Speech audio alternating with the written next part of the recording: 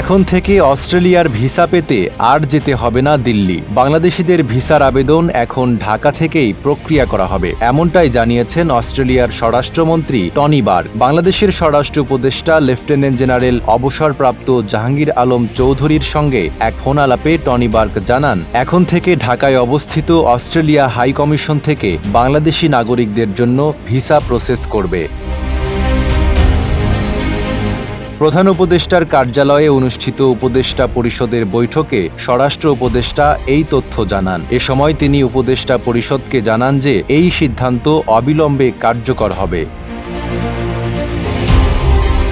উল্লেখ্য, প্রধান উপদেষ্টা অধ্যাপক মোহাম্মদ ইউনূস গত বছরের অক্টোবরে অস্ট্রেলিয়ার স্বরাষ্ট্রমন্ত্রী বার্গের বাংলাদেশ সফরের সময় তার কাছে এই অনুরোধ করেছিলেন। ওয়ালটন আবারও মিলিয়নিয়ার অফারে ওয়ালটন ফ্রিজ কিনে আপনিও হয়ে যেতে পারেন মিলিয়নিয়ার। মিলিয়নিয়ার ছড়াছড়ি দেশ জুড়ে, এটা শুধু ওয়ালটনই পারে। এর আগে অস্ট্রেলিয়া বাংলাদেশি নাগরিকদের ভিসা নয়াদিল্লি থেকে প্রসেস করত। নাইম আরাবি, ঢাকা পোস্ট।